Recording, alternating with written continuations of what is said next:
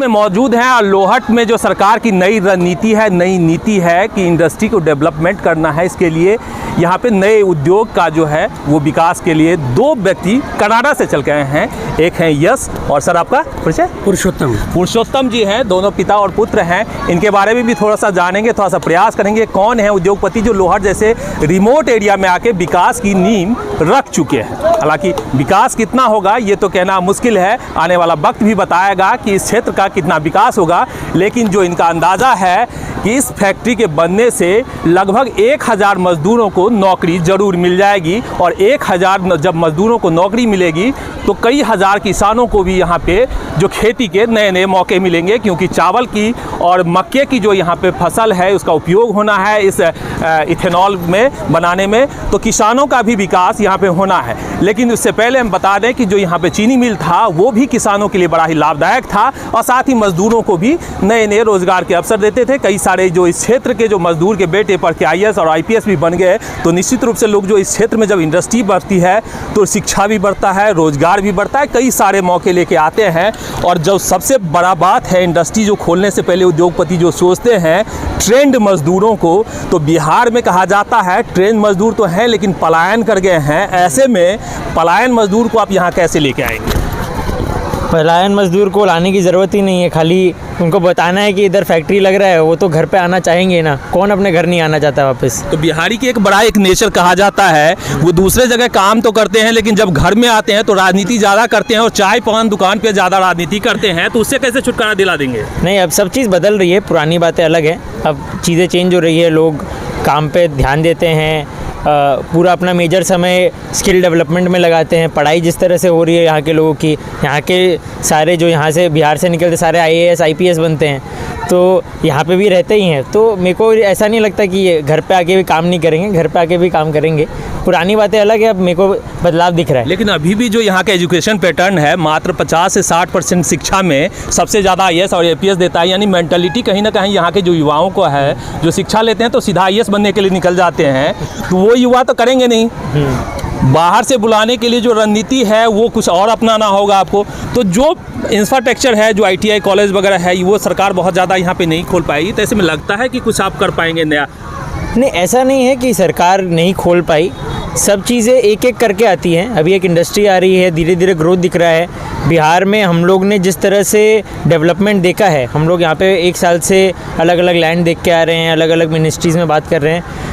Last 1 साल में हमको जितना फ्रूटफुल सब चीज़ें मिला है, सब चीज़ बहुत फास्ट हो रही है, सब लोग काम के प्रति बहुत मतलब पूरे समर्पित हैं।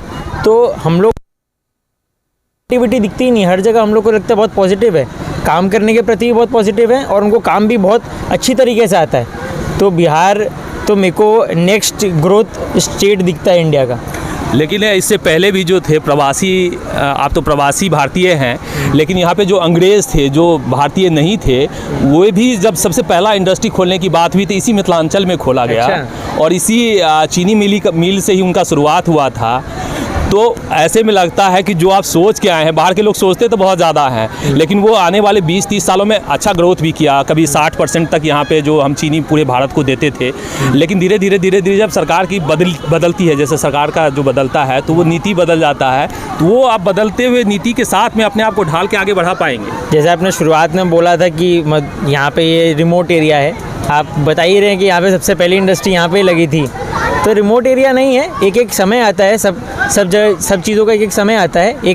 एक डाउन फेज़ आया है, एक नॉर्मल फेज़ आया है, अब ग्रोथ का फेज़ दिख रहा है मेरे को बिहार में। इंडस्ट्रियल डेवलपमेंट बहुत फास्ट रेट से बढ़ रहा है और आप देखिएगा खाली इधर ही नहीं, पूरे बिहार में नेक्स्ट 5 ईयर्स में बहुत डेवलपमेंट होने वाला है।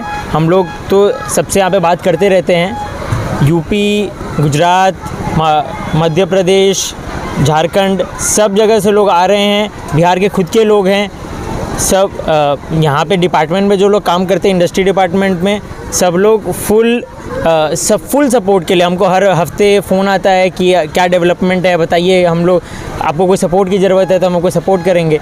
तो हम लोग को तो खाली ग्रोथ ही ग्रोथ दिखता है बिहार में, ग्रोथ ही ग्रोथ दिख रहा है। आपका जो एजुकेशन लेवल है, कुछ पर्सनल बैकग्राउंड भी बताइए, लोगों को जानने का बड़ा इच्छा रहता है, कौन आया, कहाँ से आ गया, कोई बाहर से आया हुआ है, इंडस्ट्री लगाएगा, और यहाँ के जो है लोकल आदमी यहाँ से भगा देंगे उसको, तो अपने बारे में थोड़ा सा बताइए। बेसिकली बिहार गुजरात ये सब नहीं करते, हम इंडिया के हैं। और मैं कनाडा से स्टडी करके आया हूँ। मैंने वहाँ पे ग्रीन एनर्जी, ये ग्रीन फील्ड प्रोजेक्ट ही है, प्रकृति के लिए बहुत अच्छा है, एनवायरनमेंट के लिए बहुत अच्छा है ये, तो उसके लिए मैंने स्टडी किया है। डिस्टिलरी जो हम लोग लगा रहे हैं वो उसका मैंने स्टडी यूनाइटेड किंगडम से किया है। और मतलब मैं बिहार गुजरात ये बहुत ज़्यादा अलग अलग नहीं करना चाहता, मैं इंडिया का हूँ और इंडिया का ग्रोथ चाहता हूँ। और इंडिया को मैं चाहता हूँ कि जैसे प्रधानमंत्री नरेंद्र मोदी जी भी पूरा आप एक्सपोर्ट के तरफ देख रहे हैं, मैं भी चाहता हूँ कि इंडिया में इंपोर्ट कम होकर एक्सपोर्ट बढ़ता जाए और इंडिया अभी नेक्स्ट 10 ईयर्स में सबको पीछे छोड़ दे। और इथेनॉल बहुत लोग समझते नहीं होता क्या है बेसिकली, चूँकि ये बहुत नया प्रोजेक्ट है, नया कंसेप्ट है। कुछ जो पढ़े लिखे लोग हैं वो थोड़ा बहुत जान रहे हैं, तो क्या है और कितनी ये फ़ायदेमंद है आगे के लिए भविष्य? इथेनॉल बेसिकली एक केमिकल है जो पेट्रोल में मिक्स होता है, पेट्रोल ही समझ लीजिए, पर वो एक ज़्यादा ग्रीन, मतलब ज़्यादा प्रकृति के लिए जो पॉजिटिव है उस तरह का चीज़ होता है जो मक्का और चावल से बनता है। और इससे मिक्स, इसको पेट्रोल में 20% मिक्स किया जाता है। अभी भी आप जो गाड़ी चला रहे हैं उसमें भी एथेनॉल मिक्स ही होता है। अभी 10% है, इसको 20% करने वाले हैं, इससे प्रदूषण कम होता है। तो ये इंडस्ट्री लगता है अभी बहुत ज़्यादा स्कोप है इसका। हाँ जी, ये इंडस्ट्री का बहुत स्कोप है। और आप देख ही रहे होंगे हर जगह प्रदूषण कम करने के सब जितने भी इंडस्ट्री लग रही है प्रदूषण कम करने के लिए लग रही है। तो हम भी चाहते हैं कि हम लोग इंडस्ट्री तो चलाएं पर प्रदूषण भी कम करें और लोगों को व्यवसाय भी दें। जो भी फार्मर्स हैं सबको व्यवसाय, सबको काम मिलेगा। तो यहाँ पे चूँकि ये गन्ना का भी क्षेत्र रहा है, चावल और गेहूँ मकई का क्षेत्र तो थोड़ा सा कम है, चूँकि बेगूसराय का बेल्ट जो है वो ज़्यादा माना जाता है। तो इतना कितना जो मतलब जैसे हमको 150 से 200 टन हर दिन का मक्का और धान चाहिए, तो इसका मतलब है कि हम लोग का आजू बाजू में जितने भी मक्का और धान आएगा, जैसे आप बोल रहे हैं मक्का नहीं होता, पर फिर भी हम प्रेरित करेंगे लोगों की मक्का यहाँ पे अगर उगा सकते हैं तो बिल्कुल उगाएं और धान भी उगाएं, क्योंकि हम लोग को 200 टन हर दिन का रिक्वायरमेंट है। तो इसके लिए हम लोग प्रेफर करेंगे कि पहले मधुबनी एरिया में ही जितना मिल पाए, मधुबनी और आउटस्कर्ट्स आजू बाजू जितने भी एरिया हैं वहाँ से ही लें। बाकी अगर हमको नहीं मिल पाएगा तो हमको बाहर जाना पड़ेगा, पर हमारी तमन्ना भी ये है कि हम लोग यहाँ से ही लें। लगते हैं बिहार का नाम सुनते हैं, हम भी जब राजस्थान, हरियाणा, पंजाब या गुजरात जाते हैं तो हमें लोग पूछता था कहाँ के हो, बिहार, अरे बिहारी हो, तो डरते भी हैं। और थोड़ा सा बड़ा एक जो इमेज है बिहार का बड़ा गलत है। तो आप बेटे को समझाएं ना कि बिहार जा रहे हो संभल के रहना, कट्टा बात बात में चलता है। देखिए हम लोग गुजरात से हैं, लोग बिहार से गुजरात जाते हैं, हम गुजरात से बिहार आ रहे हैं। ये बहुत बड़ा बदलाव है। ये बदलाव इसलिए है क्योंकि अभी ऐसा देखा जा रहा है कि जितनी भी गवर्नमेंट है ना वो अब इंडस्ट्री पे डेवलप करना चाह रही है। अब वो सब बातें, पुरानी बातें रह गई। देखिए कट्टा तो पूरे हिंदुस्तान में चलता है, ठीक है, बिहार में थोड़ा ज़्यादा चलता है, ये बात सत्य है कि डर निकल गया कट्टा का। डर तो जब यहाँ पे आए, प्रशासन से मिले, यहाँ के लोगों से मिले, तो वो कट्टे का डर भी निकल गया। और हमें यहाँ के लोग, खास करके मिथिलांचल के लोग इतने अच्छे लगे कि हमें लगता नहीं है कि हमें यहाँ पे कोई कट्टे का डर है। तो यहाँ पे मीठा बोल के जड़ से काटते हैं। नहीं, ऐसा नहीं है। ये अंग्रेज भी बोलते थे। अब स्थितियाँ बदल गई है, जैसे यश ने कहा कि स्थितियाँ बदल गई है और हमें कोई दिक्कत दिखती नहीं है अभी। तो लगता है पूरा फुल प्रिपेयर्ड है, यहाँ के लोग कोऑपरेट करेंगे और यहाँ डेवलपमेंट होगा। बहुत डेवलपमेंट होगा। जो बिहार की इमेज थी बाहर, उसे बदलकर एक नई इमेज गढ़ने की कोशिश में दोनों पिता पुत्र कनाडा से चलकर बिहार की धरती और बिहार के भी एक बहुत रिमोट एरिया लोहट, जो मधुबनी के लोग भी बहुत ज़्यादा नहीं जानते, हालांकि चीनी मिल को जो जानते हैं वो इनको जानते होंगे।